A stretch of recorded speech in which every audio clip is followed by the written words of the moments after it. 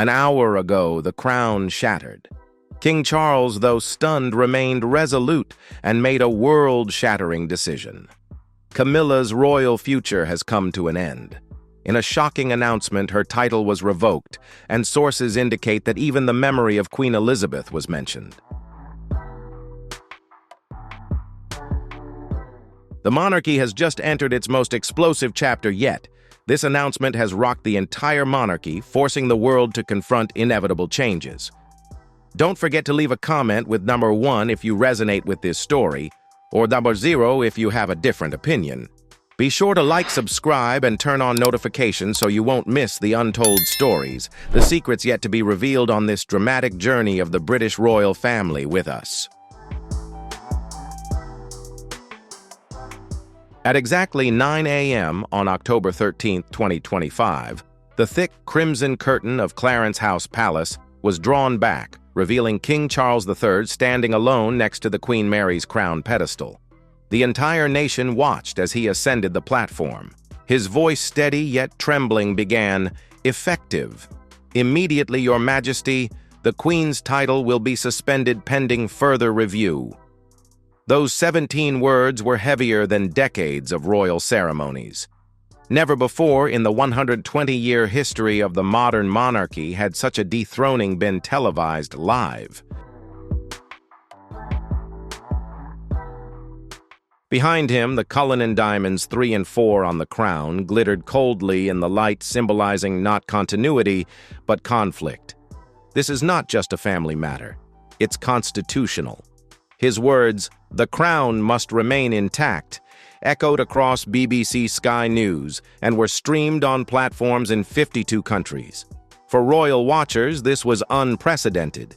The man who had spent 74 years preparing for the throne was now dismantling the image he had worked so hard to preserve in just 13 months of reign. One person dropped a summarized newspaper. Another whispered, "It's over," as the camera captured their pale expressions. Outside, reporters crowded before the gates of Clarence House, pressing microphones against the black railings. The bells of St. James Palace, which once rang during coronations and funerals, now rang with a somber tone. Social media erupted within minutes. The Queen's suspension of her duties has become a global trend. Analysts speculate, is this a reaction to the public's growing distrust of Camilla over the years, or is something new, irreversible being revealed? The answer came swiftly. Royal reporters reported on a sapphire brooch once associated with Princess Diana, which was recently auctioned off in Geneva. Its origin was not traced to the Royal Collection Fund, but to Camilla's private estate Ray Mill House in Wiltshire. The transaction was quiet, but not quiet enough. As one commentator put it, the issue isn't the jewelry, the issue is justice. For many, this confirmed what they had long suspected. Diana's legacy had been violated, and now the crown would have to answer for it.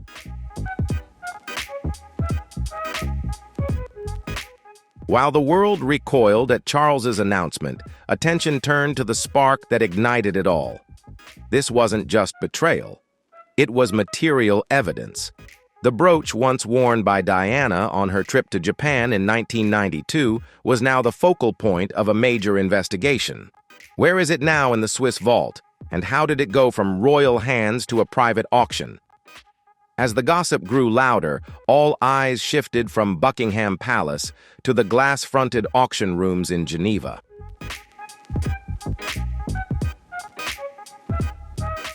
The Geneva brooch scandal. At the prestigious Valmont Auctioneers Estate auction on the night of October 6, 2025, a rare item left attendees at Lot 143 stunned. A sapphire brooch with 14 surrounding white diamonds, matching the brooch seen on Diana during her official visit to Kyoto, Japan, in May 1992. Experts were left gasping in disbelief.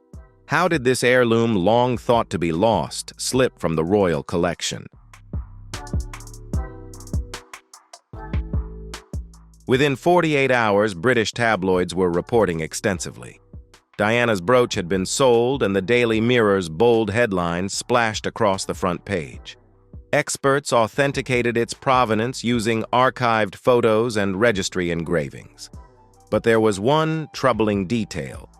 Providence listed a private estate in Wiltshire, England, as the previous owner. That estate, Ray Mill House, has been owned by Camilla Parker Bowles since 1995. Initially, the auction house refused to name the sponsor, citing confidentiality, but under pressure from British diplomatic channels, Swiss authorities launched an investigation.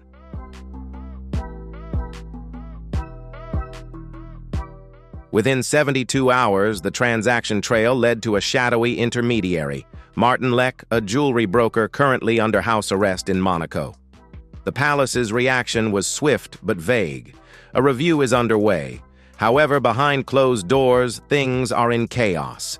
Princess Anne, always the enforcer of royal duties, has demanded an immediate review of the royal jewelry register, citing serious irregularities.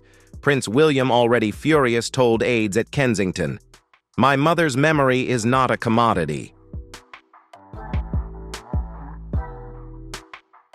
His wife, Catherine, equally outraged, held a midnight meeting with King Charles on October 9th, urging, "This isn't just a personal issue, it's an institutional issue.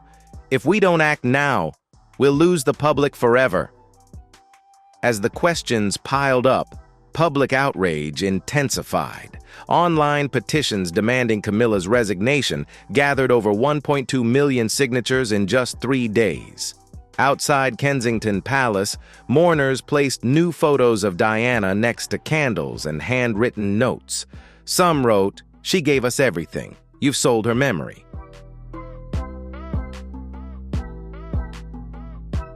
The tiny silent sapphire has now become a symbol of violation. Not just jewelry, but trust, and the monarchy can't afford to lose it again. As investigators gather auction receipts and shipping records, the royal family's attention shifts to a very public evening that may have sparked the entire scandal long before the headlines in Geneva emerged. Questions were raised behind the velvet curtains and charity speeches.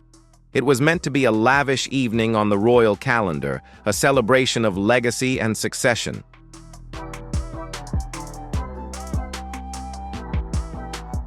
But instead, the Fall Heritage Night of 2025 became the event that marked Camilla's misstep, setting the stage for the monarchy's unraveling.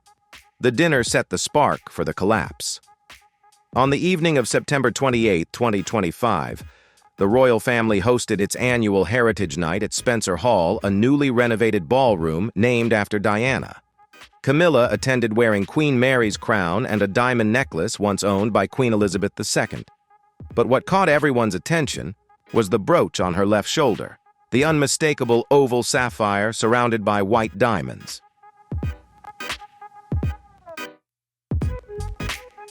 A royal stylist even posted a photo of the Queen wearing Diana's original brooch on her outfit.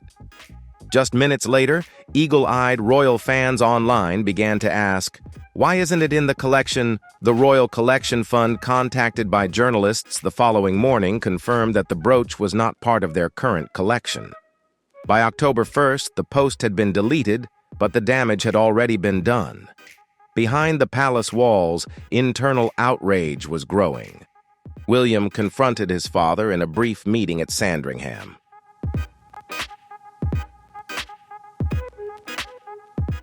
When pressed for an answer, Charles was reportedly heard saying, "It must be a replica." But insiders say Charles looked pale and stunned. Catherine, quietly observing later, told aides, "Even a replica has to be recorded. This is not it." The gala, intended to showcase royal unity, had the opposite effect. That evening, Princess Anne was seen sternly speaking to Camilla, arms crossed. Body language analysts later examined the footage and noted the clear tension among senior royals.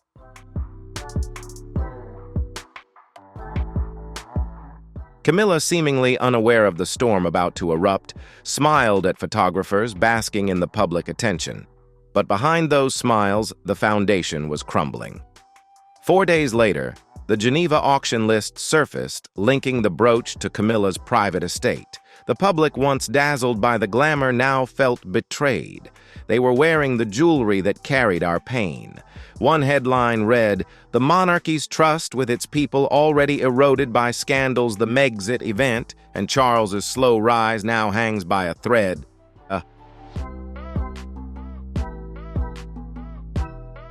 The brooch, once worn by Diana with quiet pride, has now become a symbol of carelessness, or worse, a conspiracy.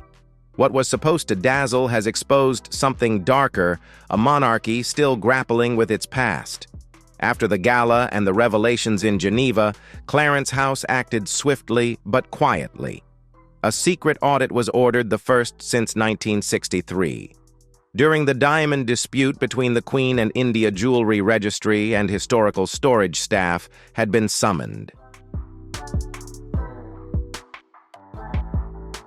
The items were transferred from the Tower to Clarence House under false pretenses. But once the audit began, the secrets uncovered were too damaging to conceal. What was meant to clarify the truth instead revealed a betrayal buried in signed documents. The royal audit exposed the unimaginable. On the morning of October 5, 2025, a convoy of black Range Rovers quietly left the Tower of London under military escort. Inside were velvet-lined wooden crates containing 45 pieces of royal jewelry, some dating back to Queen Victoria's time.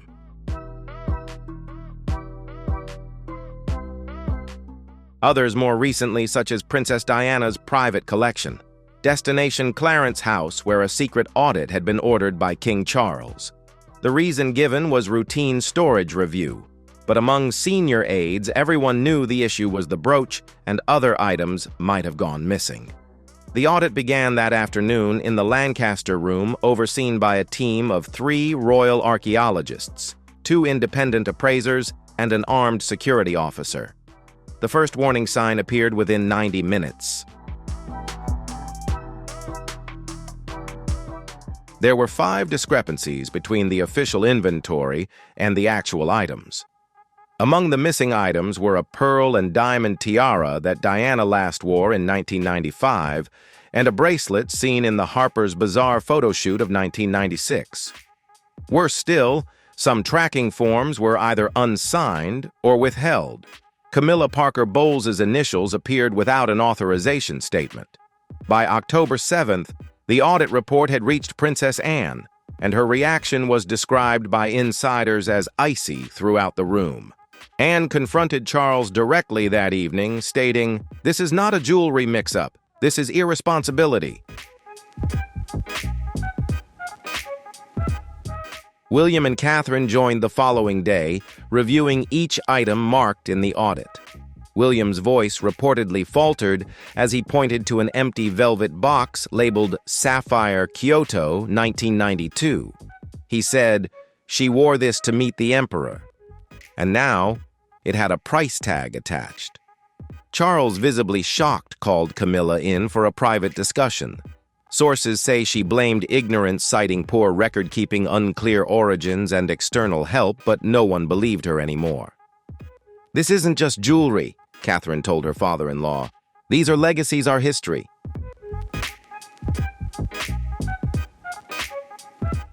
And so the findings of the audit became undeniable. 11 royal items, all traceable to Diana, had gone missing. 5 were certainly linked to Camilla's legacy. The betrayal was not only personal, but institutional. With the confirmed findings of the audit, the House of Windsor could no longer be divided by whispers. It had been publicly fractured. But Charles knew that the scandal alone would not resolve everything. A calculated move was needed.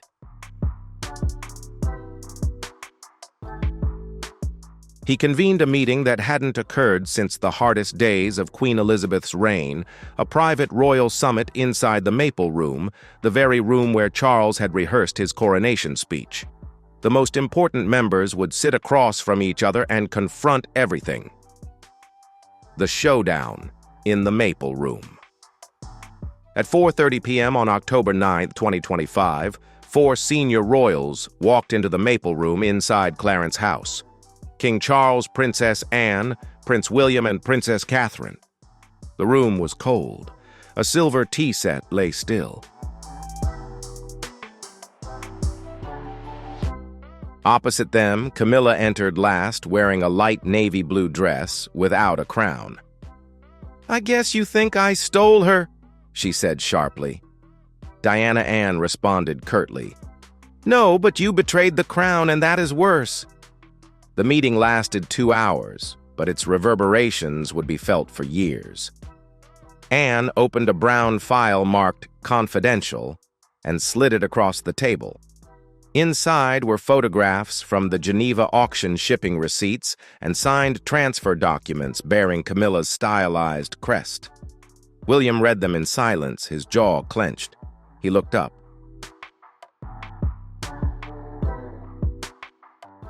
"Who authorized this?" Camilla remained silent.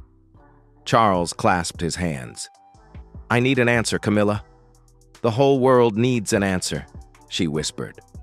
"I don't know the details, but the harm has been done. Even silence now is a confession."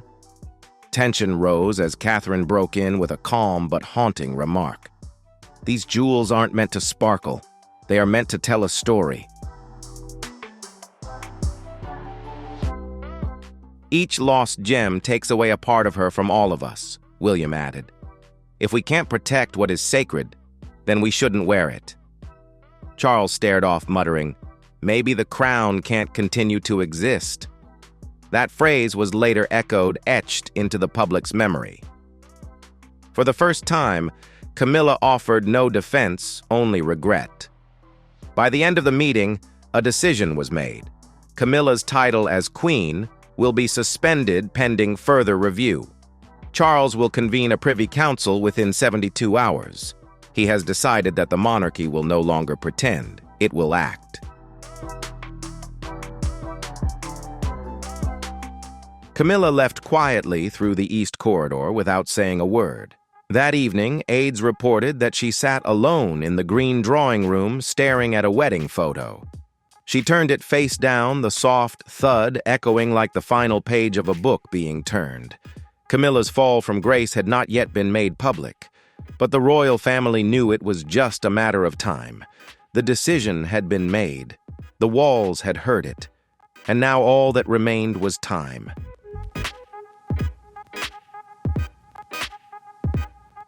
But Charles, bound by his oath and tormented by guilt, could not delay. He would speak to the nation. On a crisp morning in London with autumn leaves blanketing St. James's Park, the monarchy prepared for a judgment they had long postponed, and the public was about to witness it. The fall of Camilla. At 9:45 a.m. on October 13, 2025, King Charles stepped once more before the nation. In formal military attire and escorted by aides, he spoke from the Grand Hall of Clarence House, the very room where Queen Elizabeth II had celebrated her 50th anniversary of reign. His message, though historic, was heartbreakingly simple. Queen Camilla would relinquish her duties. Her title had been suspended pending further review. This marked the first time in 118 years that the monarchy had publicly been downgraded, and it was the loudest admission of guilt. Charles's voice trembled as he continued, "This is not anger. This is a warning. We cannot lose the trust of the people. We cannot allow this to happen again." Behind him, the crown of Queen Mary remained in its glass case intact, showing no signs of alteration.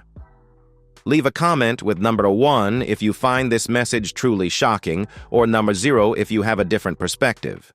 Don't forget to like the video if you find this story compelling, and subscribe to the channel so you don't miss out on more dramatic videos and fresh insights about the royal family. Catherine and William stood aside. Anne looked down motionless. Camilla was not present. As Charles finished speaking, the bells of St. James' Church rang once more.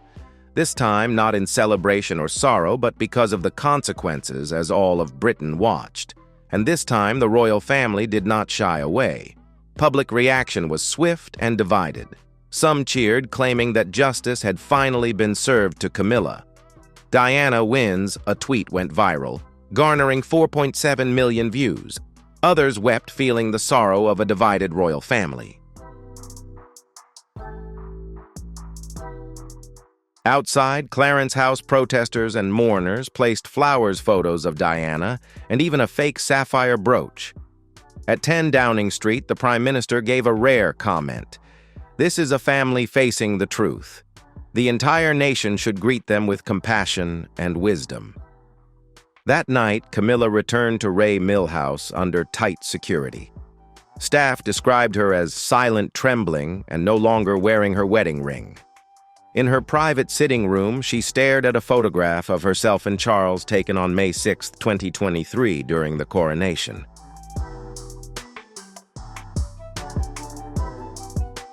The crown in the picture was slightly tilted. After a long silence, she turned it face down. Within 24 hours, her name had disappeared from the royal website. Her chapter, at least for now, was closed. With Camilla retreating into seclusion, the monarchy faced its final challenge, not behind palace walls, but before public opinion. Charles had acted, the family had spoken. But would the public believe that this was enough?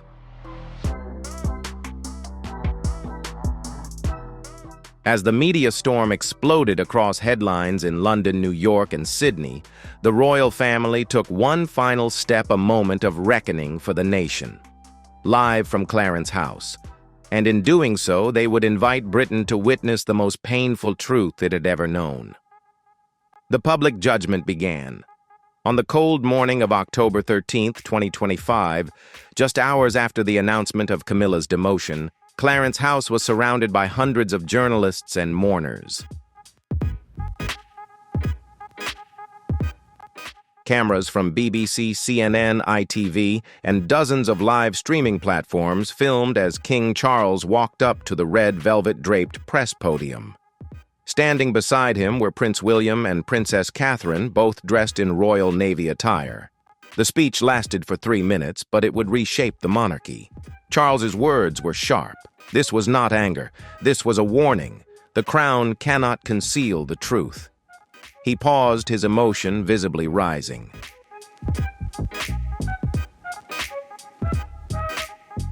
For the first time since ascending the throne in September 2022, the king directly acknowledged the public's disappointment. Jewelry is not just a symbol. They are the anchor of trust. If we lose that trust, we all suffer. Catherine gripped William's hand tightly. Anne stood quietly behind them, her face unreadable. For the first time, the palace was not adorned with bright smiles. It was human, humble, and broken.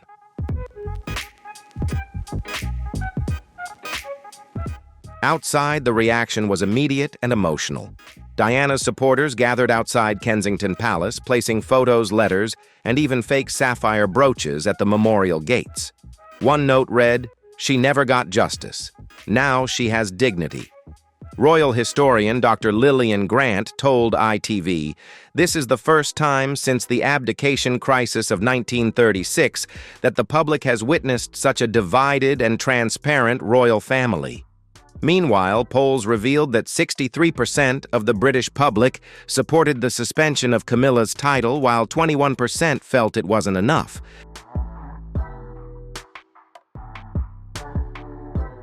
Inside the palace, staff whispered that Charles looked 20 years older as night fell. But he did what no king before him had dared to do, publicly punishing a sitting queen. This act was not only unprecedented, but also irreversible. As Charles left the stage, he turned to William and said, "It's your turn now." The prince stepped forward with a sealed document signed by his father earlier that day. The future of the crown was officially handed over to a generation that would honor Diana not by title, but by truth. As the public absorbed the shock, attention shifted to the grief legacy and the haunting presence that had shadowed the monarchy for nearly 3 decades.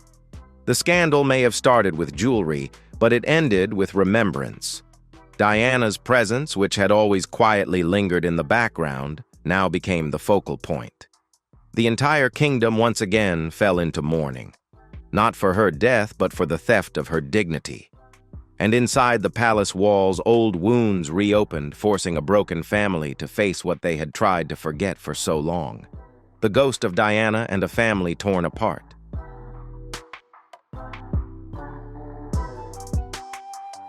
That evening, inside Kensington Palace, Prince William stood by the window of his office, gazing at the sea of mourning tributes left by mourners. Candles flickered, flowers drooped, and Princess Diana's photo stared at him through the iron gates. Catherine quietly entered. They came for her. She said. William replied, his voice almost inaudible. "There's no feeling of victory here.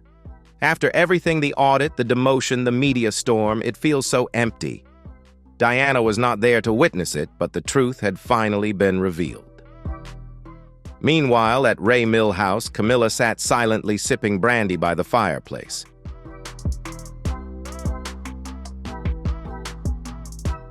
At 8:10 p.m., she removed her wedding ring and placed it on the mantel beside a photo of her and Charles, taken on May 6, 2023, during the coronation. With a quiet sigh, she turned the photo frame face down. No one spoke a word, but staff reported that the sound echoed like a gavel strike. Her exile was not official, but it had begun. On every tabloid she had left. Back at Clarence House, Charles wandered the halls alone. In the gallery, he stood before the Queen Mary crown encased in crystal. His reflection shimmered next to the diamonds.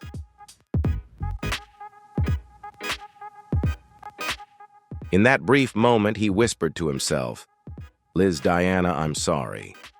No one knew if it was a prayer or a confession, but the weight of history pressed on him. Just 2 days later, he would be forced to draft the most painful royal letter of his reign. A farewell, not just to Camilla, but to illusion. Public outrage grew louder. Social media flooded with tributes and calls to recognize Diana Day as an official holiday. Her interview videos on TikTok set to somber piano music and YouTube channels replaying her confessions from the 1995 Panorama program now viewed from a sharper perspective. Commentators noted the irony.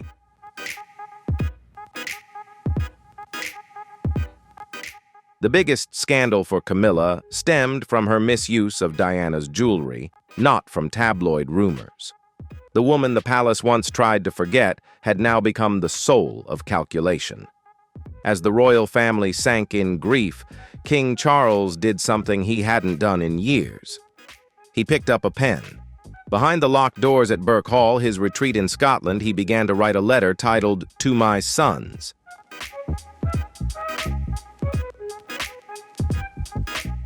The letter was meant to be private, but its contents would soon echo through history. This letter was no longer about Camilla. It was about legacy, what the crown had failed to protect and now had to fight to preserve. Finally, the truth of a father's heart. The letters, the legacy, and the true cost of the crown. By October 14th, hidden at Burke Hall beneath the gray skies of Scotland, King Charles had written the letter those close to him called his greatest fear, with a simple title, "To My Sons." The letter was sent to William and Harry. The first part mentioned the brooch, the audit, and the family's collapse, but the focus of the letter was on legacy. He wrote, "Our true treasure is not glamour or status. It is the courage to protect one another. If we lose that, we will lose the soul of the crown." That evening, William received the letter at Kensington Palace. He read it twice, then silently handed it to Catherine. "Mother will surely cry," he said. She nodded. She would forgive, but she would make them pay. That evening, the couple attended a public event in Richmond. Their first reception since the scandal was strikingly different. No loud celebrations, no fanfare, just a quiet warmth. A child handed William a drawing of Diana with angel wings. He smiled, and for the first time in weeks looked genuinely at peace. Meanwhile, Princess Anne met with archivists to formalize the new royal protocols. From now on, every transfer will need 3 signatures, 1 royal, 1 trustee, and 1 historian. We will not lose track again, she said to the press.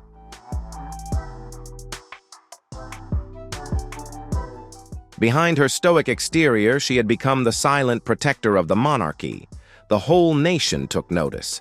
The papers that once ignored her now praised her determination. She had restored the conscience of the royal family.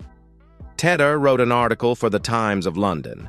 That day was seen as the royal family's day of reckoning, a moment when the truth shattered centuries of silence. Royal biographers called it the most important chapter since King Edward VII's abdication in 1936. But unlike back then, the crown did not surrender. It was being healed.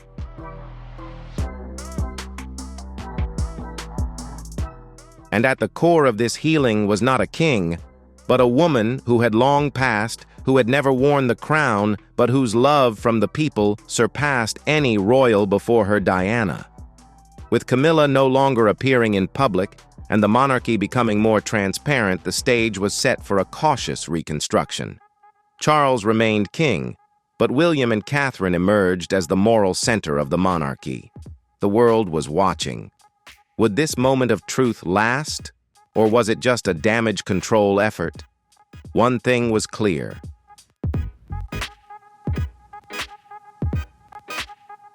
The future of the crown would no longer be judged solely on legacy, but on the honesty of those who inherited it. What would happen next? Camilla's biography on the royal website was officially archived on October 15, 2025. Her title was changed from Queen Consort to the retired Duchess of Cornwall. Her retreat to live privately at Ray Mill House had become permanent. No farewell tour, no press conferences, just silence. When asked by a staff member, she replied, "Don't pity me. I'm just done." Her departure was not dramatic, but it was final. The monarchy had made its choice, and now the nation waited to see what would rise from the ashes. Charles, weary but resolute, began initiating a series of reforms, including independent jewelry audits every 5 years, new transparency laws on royal gifts, and the appointment of a royal accountability officer. For the first time in British history, the royal family could no longer keep secrets, he told Parliament in a private meeting. Though still king, he now acted as a steward, preserving the institution not through tradition, but through truth. William and Catherine rose stronger than ever.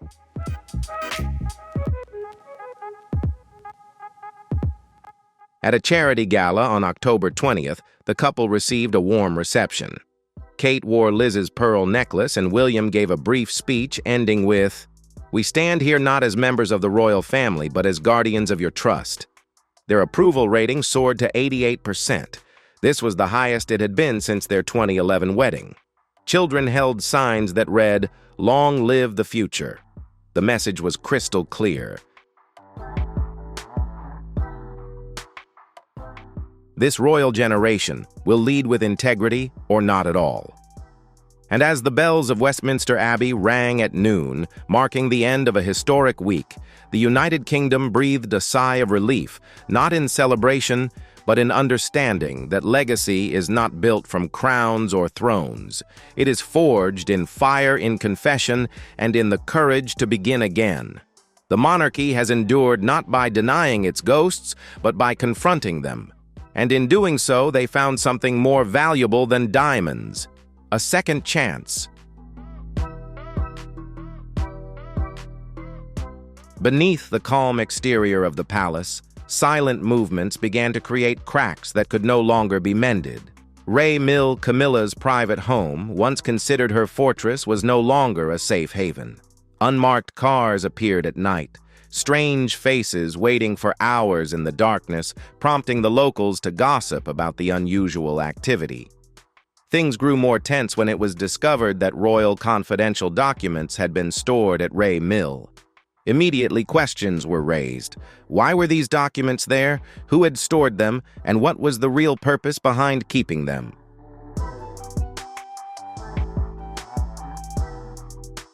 Some speculated that Camilla might have kept them as a means of protecting her family, an act of loyalty to safeguard the monarchy's security. However, many others believed that she was concealing a secret the palace never wanted to make public. Rumors swirled about private letters between Charles and Camilla before Diana's death, or even personal notes relating to Queen Elizabeth II. These revelations intensified the tension and suspicion within the palace. For Camilla, this discovery was not just an investigation. It was a massive shock, and it could very well be a turning point in her life, as what she had tried to keep hidden for so long might now become the object of public and media scrutiny. And anyone who threatened that capacity, whether it was Camilla or anyone else, would not be overlooked. On the other hand, Camilla had spent her life learning how to overcome the harshest challenges, enduring prejudice, and the most intense public scrutiny, all while skillfully maintaining power and influence. If Anne thought she could easily sideline Camilla, she was mistaken. This competition was not just personal, it was a testament to the strategy, willpower, and power of two of the most influential women in this tumultuous period of British royal history. The silent but fierce confrontation between Anne and Camilla not only shaped their destinies, but also reflected a profound shift in the way the public viewed the monarchy. Anne, known for her diligence, bluntness, and impatience with those she considered outsiders, had kept her distance from Camilla, someone who had never truly been an outsider. Even after Camilla was officially crowned Queen Consort, Anne's coldness remained a result of deep, complex experiences that few could fully understand. Many believed this was simply Anne's nature, always acting with independence and frankness. However, looking back at the whole story, this discord was profoundly personal. Their past was intertwined with pain, betrayal, and decisions that shaped their fates in ways no one could have predicted. Although Camilla remains by Charles's side as queen, the shadow of the past still looms large, creating a tension that Anne cannot ignore. To understand the roots of this conflict, we need to look back to the years before Camilla joined the royal family, before Anne became entangled in a tragic love affair, and before the strict rules of the monarchy determined their fates. So where will this conflict lead? Can Camilla erase the past and maintain her role as queen, or will these tensions continue to haunt the royal family?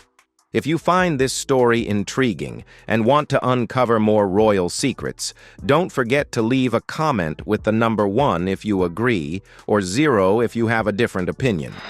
Hit like and subscribe to the channel so you don't miss the next exciting videos, and join us as we explore truths that have never been revealed.